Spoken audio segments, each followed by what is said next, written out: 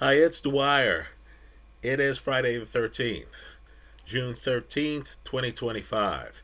GamblersAdvisory.com, a free site. BettingAngle.us, a free site. Remember, the opinion you should follow should be your own.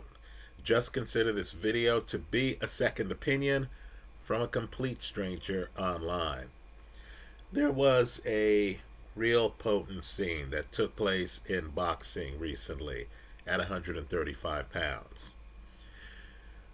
Top Rank presented Keyshawn Davis with, let's say, 3 or 4 names of fighters that they would back him in fighting. Right? You're paying a fighter a lot of money. You have a contract with the fighter. The fighter has to fight credible opponents.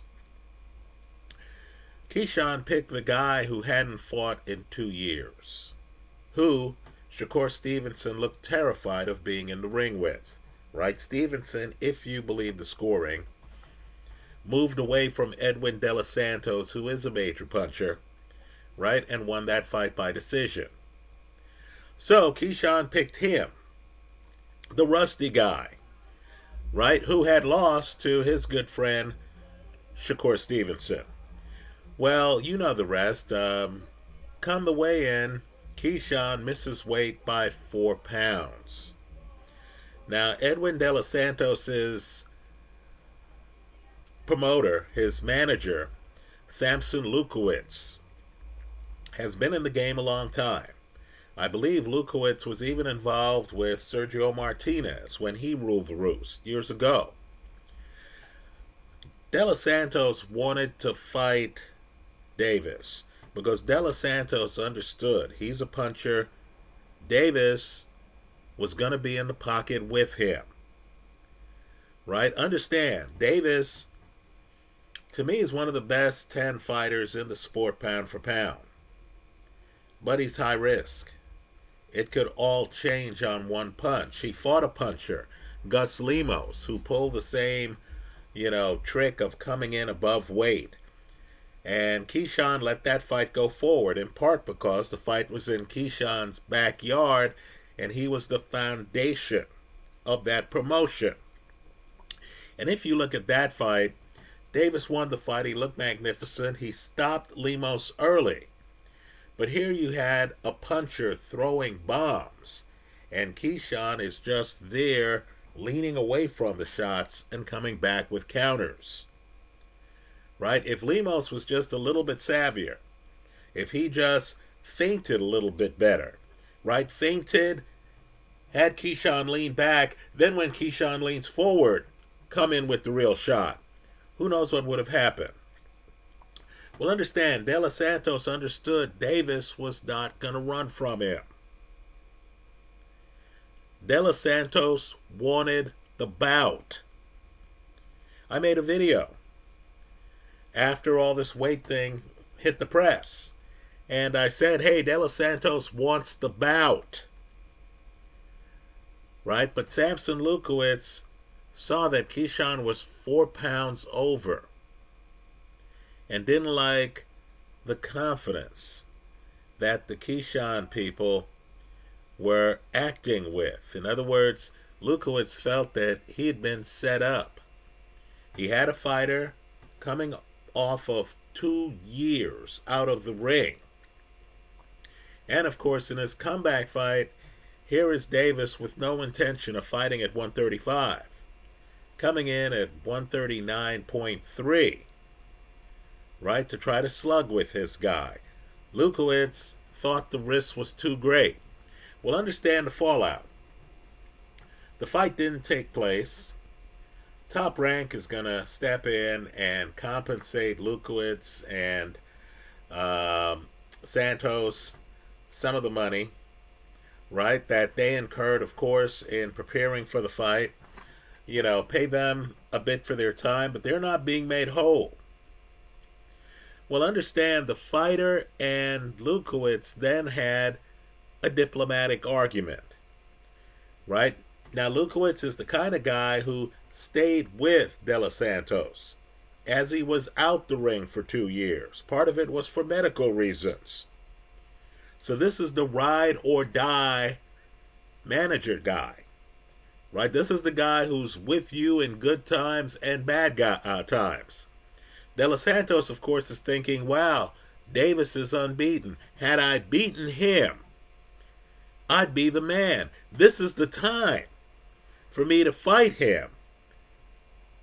Because even if I lose the match, people will feel that it was on an unlevel playing field. If I beat him, then I take his place at 135. I get the title. Understand, only Davis couldn't fight for the title.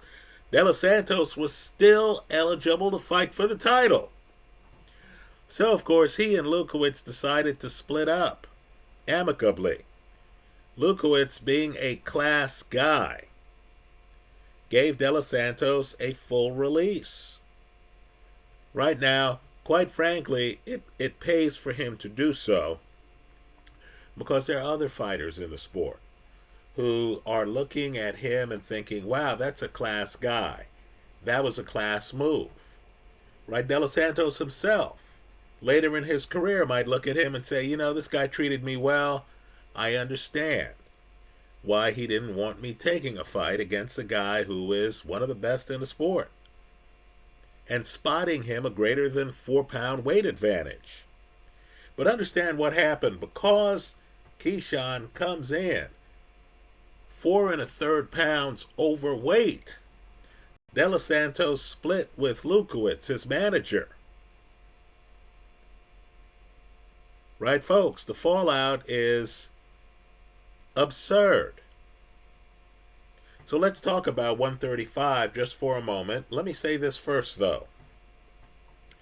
Davis is going to have problems at 140 pounds.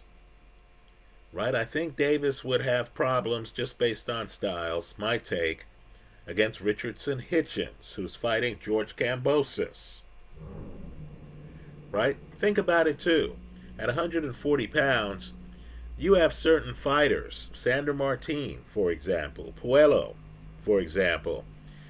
If they fight Keyshawn Davis and both guys are on their back foot, what advantage is Davis going to have? Right? If Davis comes in the pocket looking for these guys, he might be playing to their strengths. Right? You also have Gary Antoine Russell. I'm just telling you, he's one of the better fighters in the sport. He's underrated. Today, he would give Keyshawn Davis all he could handle. Let's talk about where this leaves 135. Folks, I mentioned this in an earlier video. If I'm Gervonta Davis, if I get by Lamont Roach, and that's an if, I'm going to jump to 147 to fight whoever wins. The Mario Barrios, who Davis already beat, versus Manny Pacquiao, who is a legend, who would certainly deliver an outsized payday. Right? Why would I want to hang around 135? 140 is loaded, folks. I might not want to go through 140, even with Jack Catterall leaving 140. Right? Arnold Barbosa lost to Teofimo Lopez, who's leaving 140. Folks, he's still dangerous. Right? Understand, you have a bunch of guys at 140 who are dangerous and don't have the big name. If Teofimo sees Pacquiao beat a guy he's already beaten, folks, that promotion makes itself. Pacquiao's already mentioned Davis. Understand, Jaron Ennis can no longer make 147. He's going to go up to 154. So what you're talking about at 147 would be a 46-year-old Manny Pacquiao, a Mario Barrios who gets hit too much and has already lost to Davis, a young Brian Norman. That's if Norman wins a fight on the road against a tough opponent in Asia.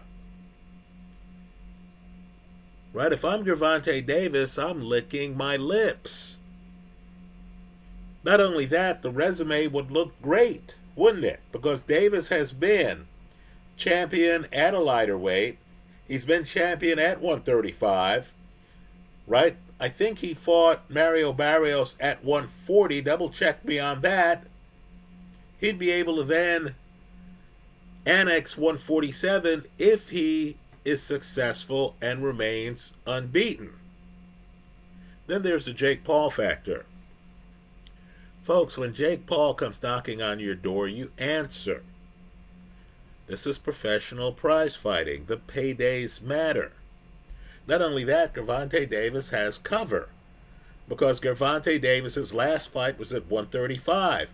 If he fights a guy who's up at 200, right, a guy who would have just fought Julio Cesar Chavez Jr.,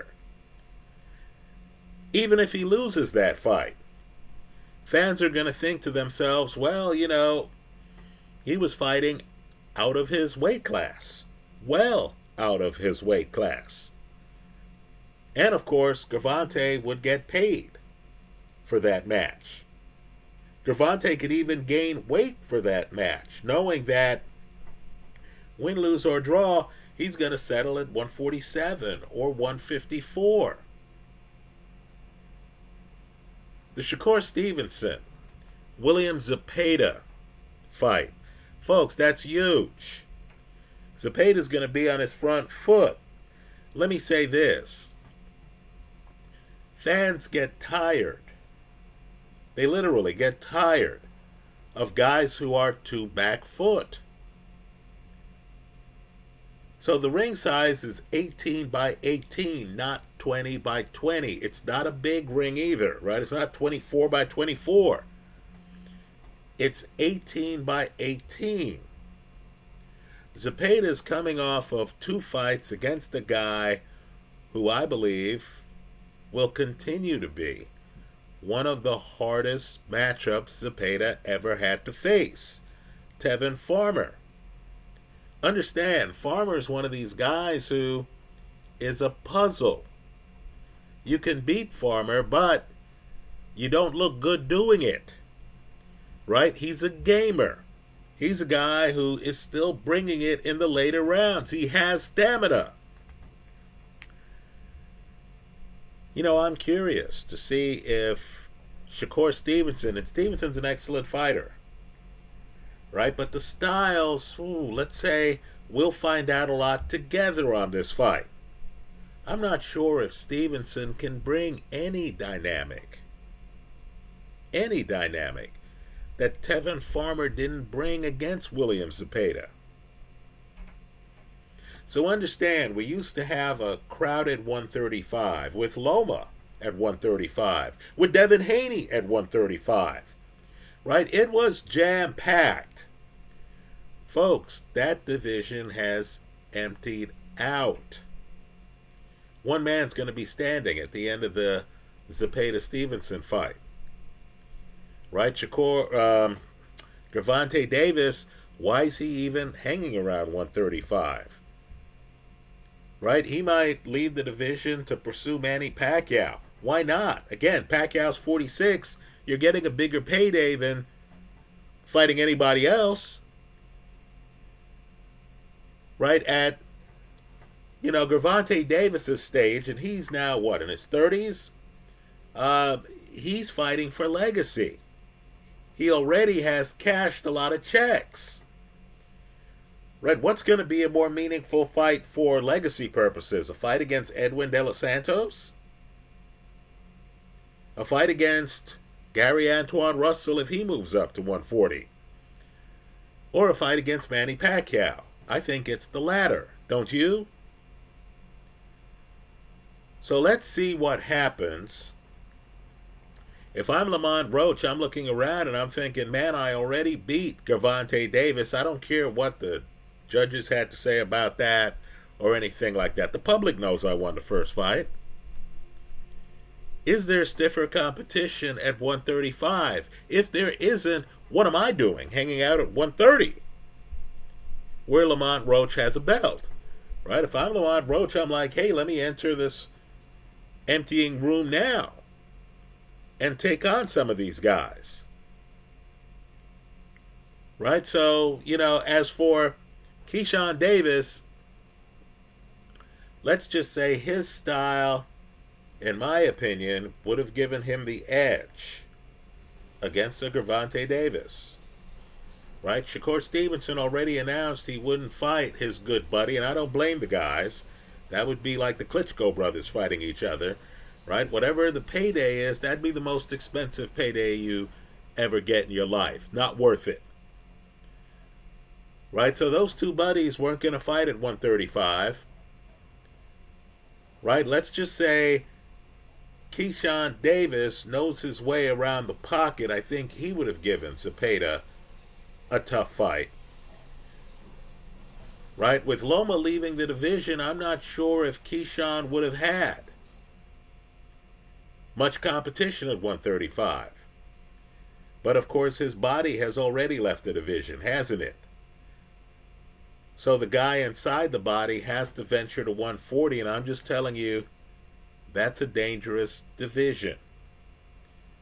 Right? Subiel Matias, I can criticize him for being a one-handed fighter. Just understand, if he hits you with that left, it's good night. Right? You have Paro, he's tough. Let's just say 140, it's going to be interesting to see how Keyshawn navigates his way through that division. Right? So just be aware of the fact that De Los Santos split up with his manager because Keyshawn, the other fighter, missed weight. De Los Santos wanted to go forward with the fight. His manager didn't think that would be a good idea. Right? So they split. Such is the fallout from life. Over the next few days, you're going to be hearing about a lot of names that aren't in the public consciousness. Right? Richardson Hitchens, that's a name you need to know. I'm expecting him to put on a show against Kambosos. Right? In fact, these Vegas casinos have priced him expensively. They know who he is. Right? You're talking about a guy with a jab. The fight doesn't start until you could get through the jab. He has the timing down. If he ends up with the title, you're going to have an incumbency problem. Right? It's not going to be good enough to get close to him. You're actually going to have to convincingly beat him to take his title. That's going to be a tall order. Those are my thoughts. Let me hear yours in the comment section of this YouTube video. Let me say, Puello has an interesting fight coming up. Sooner or later, these names that might not be on the front page suddenly emerge. And you understand that you've only been watching the tip of the iceberg in the sport of boxing. Those are my thoughts. Let me hear yours in the comment section of this YouTube video. Thanks for stopping by.